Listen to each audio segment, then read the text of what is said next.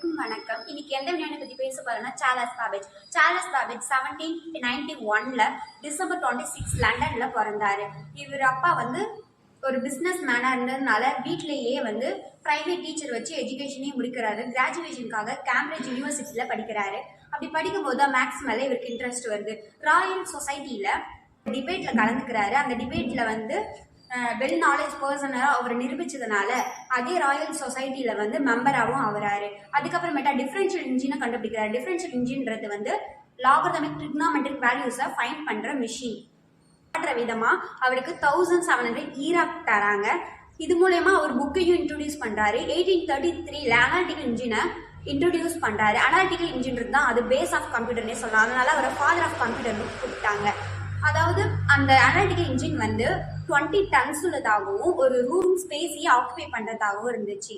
Next speedometer கண்டுபிடிச்சிருக்காரு. 1877ல October 17ல இறந்துடுறாரு.